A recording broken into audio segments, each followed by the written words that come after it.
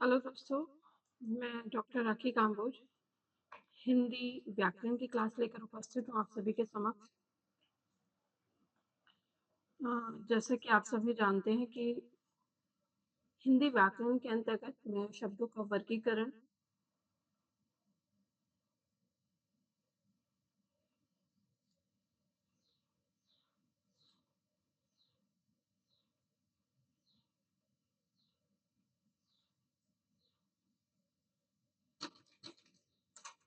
Hello दोस्तों,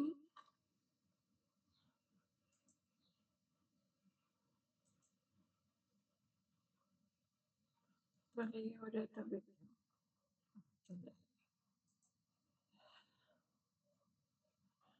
उम्मीद करती हूँ क्लास सही चलेगी। हेलो दोस्तों, मैं डॉक्टर राखी काम्बोज हिंदी व्याकरण की क्लास लेकर उपस्थित हूँ, जो यूपी कांस्टेबल एग्जाम को केंद्रित करते हुए कराई जा रही है और इसमें मैं सामान्य हिंदी का रिवीजन करा रही हूँ। टॉपिक चल रहा है शब्दों का वर्गीकरण, जो कि आज इसका लास्ट यूनिट होगा शब्दों के वर्गीकरण के अंतर्गत। क्लास बहुत डिस्टर्ब चल रही है,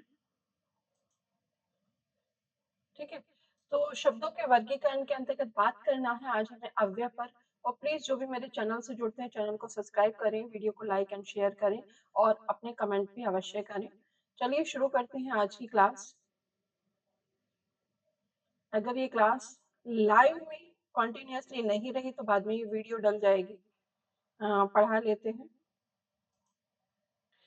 आज की हमारी क्लास जैसा देख रहे हैं आप थंबनेल में कि यूपी कांस्टेबल एग्जाम को केंद्रित करते हुए सामान्य हिंदी रिवीजन क्लास है शब्दों का वर्गीकरण, और जिसके अंतर्गत हम बात करेंगे आज अव्यय पर। किसे कहते हैं अव्यय? जब मैंने आपको प्रारंभ किया था शब्दों का वर्गीकरण पढ़ाना, तो वहां बताया था कि शब्दों का वर्गीकरण हम दो तरीके से करते हैं। एक कहलाता है हमारा क्या,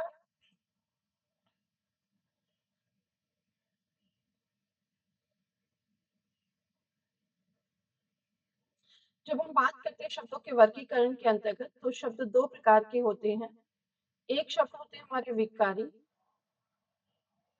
और एक होते हैं हमारे अविकारी शब्द, ठीक है। तो विकारी के अंतर्गत वे शब्द रूप जिनका लिंग वचन कारक आदि के आधार पर रूप परिवर्तित किया जा सकता है, वे विकारी कहलाते हैं। इसमें संज्ञा, सर्वनाम, विशेषण, क्रिया आते हैं। और जब बात करते हैं अविकारी, तो अविकारी का तात्पर्य है जिनमें परिवर्तन नहीं हो सकता, अपरिवर्तनीय। अर्थात जिन शब्दों के रूप में लिंग वचन कारक काल आदि के आधार पर रूप परिवर्तित नहीं किया जा सकता, रूप में कोई परिवर्तन नहीं किया जा सकता, वे अविकारी कहलाते हैं। अविकारी के अंतर्गत शब्द पढ़ते हैं हम अव्यय। अव्यय के साथ हम एक और पढ़ते हैं निपात। हालांकि वो अव्यय का ही हिस्सा है, लेकिन बहुत जगह उसको अलग करके दिया गया है, तो इस पर बात करते हैं निपात, ठीक है। अविकारी और अविकारी के अंतर्गत अव्यय और निपात को हमें पढ़ना है। अगर हम बात करते हैं अव्यय की, तो अव्यय क्या है? अविकारी शब्द हैं। अविकारी के अंतर्गत यदि हम देखते हैं परिभाषा, जिन शब्दों के रूप में लिंग, वचन, कारक, काल आदि के कारण कोई परिवर्तन नहीं होता। विकार, परिवर्तन का तात्पर्य है विकार, परिवर्तन नहीं होता, इसलिए ये क्या कहलाते हैं? अव्यय या अविकारी शब्द कहलाते हैं।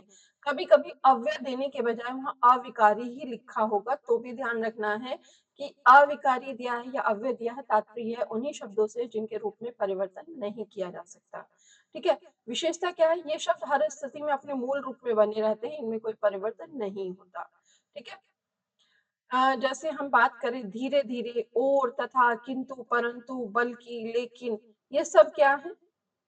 पर, भी, ये सब शब्द रूप कैसे हैं? ये शब्द रूप वो हैं जिनमें हम परिवर्तन नहीं कर सकते। या, अथवा, ये हमेशा अपने रूप में ही रहेंगे, चाहे हमने किसी रूप शब्द लिंग के अंतर्गत प्रयोग कर रहे हैं या किसी कारक के अंतर्गत प्रयोग कर रहे हैं, ठीक है।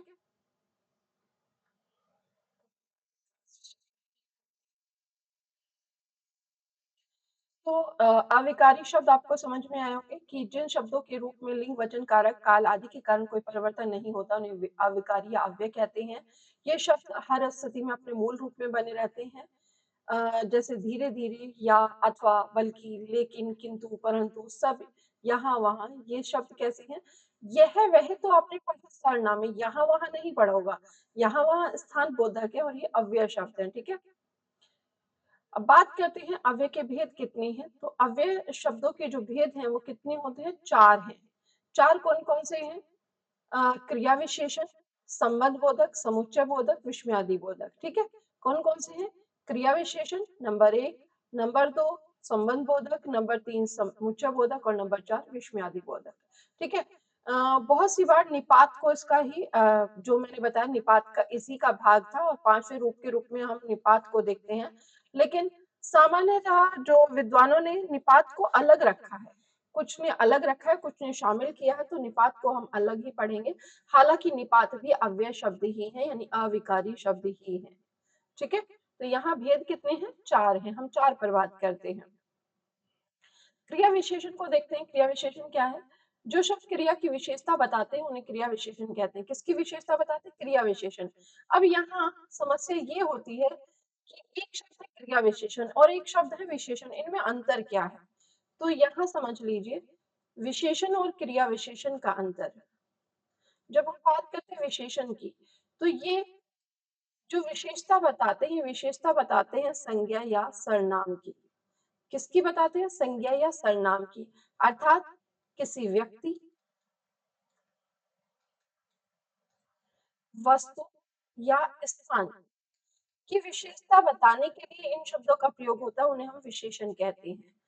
और जो सर्वनाम शब्द सॉरी जो विशेषण शब्द क्रिया की विशेषता बताएं, किसकी? क्रिया की। क्रिया विशेषण किसकी विशेषता बता रहे हैं? क्रिया की। तो वो क्रिया विशेषण। याद रखिए, विशेषण और क्रिया विशेषण में अंतर भी पूछा जा सकता है, तो यही अंतर है कि वे शब्द जो संज्ञा या सर्वनाम की विशेषता बताते हैं, अर्थात किसी व्यक्ति, वस्तु या स्थान की विशेषता का बोध कराते हैं, विशेषण कहलाते हैं। लेकिन जब विशेषण शब्द क्रिया की विशेषता के लिए प्रयोग किया जाए, क्रिया की विशेषता बताने के लिए, तो क्रिया विशेषण कहलाता है, ठीक है? अर्थात जिस शब्द से क्रिया की विशेषता का बोध होता है, वो क्रिया विशेषण कहलाता है, ठीक है? इसके प्रकार कितने? क्रिया विशेषण 4 प्रकार के होते हैं। कितने प्रकार के हैं? 4 प्रकार के। इन्हें हम समय के आधार पर 4 भागों में बाँटते हैं। कालवाचक अर्थात जो समय का बोध कराते हैं, स्थानवाचक जो जगह का बोध कराते हैं, परिमाणवाचक जो मात्रा का बोध कराते हैं और रीतिवाचक जो तरीका बताते हैं, यानी परंपरा बोधक। ठीक है? तो कालवाचक में जैसे अब, तब, कल, प्रतिदिन, अभी, प्रत्येक, ये सब क्या है? कालवाचक हैं। स्थानवाचक यहाँ, वहाँ, ऊपर, नीचे, बाहर, ये सब क्या बता रहे हैं? ये स्थान का बोध कराते हैं। जहाँ परिमाणवाचक जहाँ मात्रा कम, अधिक, थोड़ा, पर्याप्त। आपने देखा इन्हें विशेषण में भी प्रयुक्त किया, लेकिन वहाँ जब ये संज्ञा या सर्वनाम की विशेषता बता रहे होंगे, तो ये वहाँ विशेषण के अंतर्गत काउंट होंगे। लेकिन जब ये क्रिया की विशेषता के साथ क्रिया की विशेषता का बोध करा रहे होंगे, तो ये क्रिया विशेषण कहलाएंगे। रीतिवाचक धीरे-धीरे, तेज, अचानक, ध्यानपूर्वक, जैसे बच्चा धीरे-धीरे चलता है। अब ये धीरे-धीरे किसकी विशेषता है? चलने की, ना कि बच्चे की। बच्चे के द्वारा जो क्रिया की जा रही है उसकी विशेषता है। तो चलने की जो विशेषता क्या है? क्रिया, धीरे-धीरे, तो इसीलिए क्रिया विशेषण है। ठीक है? वैसे में बच्चा कम बोलता है। बच्चा कम बोलता है, तो बोलने की विशेषता क्या है? कम। ठीक है? तो यहाँ कम क्या है? ये क्रिया विशेषण है। बात समझ में है? आगे देखते हैं संबंध बोधक अव्यय। संबंध बोधक अव्यय जो अव्यय संज्ञा या सर्वनाम के बाद आकर, क्या बात करें, संज्ञा या सर्वनाम के बाद आकर उसका संबंध वाक्य के दूसरे शब्दों से बताते हैं, संबंध बोधक सर्वनाम वो सॉरी अव्यय कहलाते हैं। ठीक है? संबंध बोधक अव्यय अव्यय जो अव्यय संज्ञा या सर्वनाम के बाद आकर उसका संबंध वाक्य के दूसरे शब्दों से बताते हैं, वो क्या कहलाते हैं? संबंध बोधक अव्यय। जैसे घर के सामने बगीचा है। कहाँ है? घर के सामने। तो ये बगीचे का और घर का स्थान के आधार पर क्या बता रहा है? स्थिति बता रहा है, तो संबंध बता रहा है। धन के बिना काम नहीं चलता। किसके बिना? धन के बिना। घर के सामने, धन के बिना, राम के साथ लक्ष्मण भी गए। अब यहाँ एक चीज़ देखिए, इसमें 2 जगह आपसे पूछा जा सकता है, राम के साथ, यहाँ तो है संबंध। लेकिन आपसे पूछा भी में कौन-सा है? लक्ष्मण भी गए। तो भी क्या है? जो विशेष बल देने वाले शब्द होते हैं, अव्यय शब्द होते हुए निपात कहलाते हैं। तो भी में निपात है और यहाँ के साथ में क्या है संबंध बोधक अव्यय है। ठीक है? तो यहाँ आपको समझ में आया होगा कि वे सर्वनाम शब्द जो किसी संज्ञा या सर्वनाम के बाद आकर उसका संबंध वाक्य से के दूसरे शब्दों से बताते हैं और संज्ञा के साथ विशेष घनिष्ठता प्रकट करते हैं, वे क्या कहलाते हैं? वे संबंध बोधक अव्यय कहलाते हैं। ठीक है? समुच्चय बोधक अव्यय, समुच्चय का मतलब होता है जोड़ने वाला, योजक। ठीक है? कैसे जोड़ने वाला? 2 शब्दों, वाक्यांशों या वाक्यों को जोड़ने वाले शब्दों को समुच्चय बोधक कहा जाता है। किसकी बात कर रहा है? 2 शब्द भी हो सकते हैं, वाक्यांश भी हो सकता है, वाक्यों को भी जोड़ने का काम कर सकता है। इनको भी हमने बाँटा है 3 तरीके से, एक संयोजक, विभाजक, विरोधवाचक। जैसे और, तथा, एवं, या, अथवा, कि, ताकि, किंतु, परंतु, चूँकि ये सब क्या है? ये समुच्चय बोधक है। ठीक है? बल्कि ये सब समुच्चय बोधक है। ठीक है? वह आया और चला गया, तो यहाँ क्या है? वह आया, एक बात ये हो गई, दूसरा चला गया। तो 2 वाक्यों को जोड़ दिया, यहाँ क्या हो गया? तो और क्या है यहाँ? समुच्चय बोधक अव्यय है। राम और श्याम, अब वाक्य नहीं दिया, 2 शब्द दे दिए, लेकिन आपसे आपसे यहाँ जानना ये है कि आपको शब्द की श्रेणी पता है या नहीं पता है? वो इतने में ही पूछ सकता है, राम और श्याम। और क्या हो गया? समुच्चय बोधक अव्यय शब्द हो गया। ठीक है? विस्मयादि बोधक अव्यय शब्द। देखिए उदाहरण अभी प्रश्नों में मिल जाएँगे, इसलिए यहाँ ज़्यादा नहीं दे रही हूँ। विस्मयादि बोधक अव्यय, मेरा काम यहाँ रिवीजन कराना है। जिन शब्दों से हर्ष, शोक, घृणा, आश्चर्य, भय आदि भाव प्रकट होते हैं, उन्हें विस्मयादि बोधक अव्यय कहते हैं। जैसे हर्ष बोधक आह! वाह! शोक बोधक हाय! हे राम! उफ़! आश्चर्य बोधक अरे! क्या! ओह! तिरस्कार बोधक छी! धिक! संबोधन हे! अजी! अरे! ओह! ये सब क्या है? ये आपके शब्द हैं कैसे? संबोधन विस्मयादि बोधक, ठीक है? अब बात कर लेते हैं, यहाँ निपात देखेंगे, निपात की परिभाषा भी बता दूँ, अव्यय आपने चारों भाग देख लिए। निपात की बात करते हैं, जो शब्द किसी शब्द के बाद लगकर उसके अर्थ में विशेष बल देते हों, वे क्या कहलाते हैं? निपात कहलाते हैं। जैसे ही, भी, तो, तक, मात्र, भर, ये सब क्या है? ये सब निपात हैं। राम ही जाएगा, यहाँ जो ही लगा है, ये बता रहा है केवल राम जाएगा।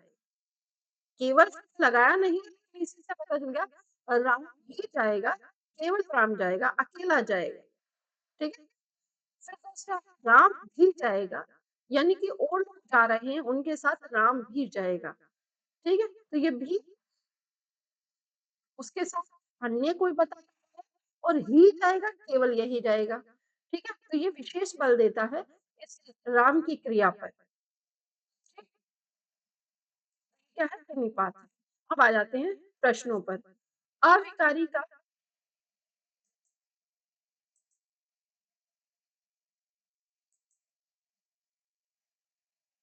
ही रहा था क्लास गड़बड़ करेगी, वही हुआ। कोई नहीं, आपको वीडियो मिल जाएगी अभी। अविकारी शब्द का दूसरा नाम क्या है? अविकारी शब्द का दूसरा नाम है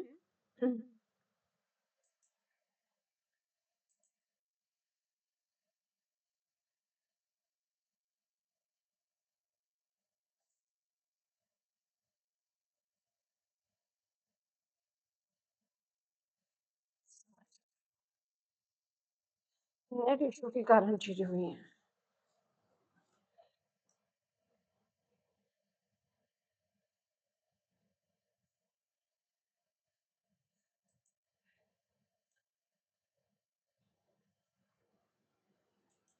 1 सेकंड में इस क्लास को दोबारा कंटिन्यू कर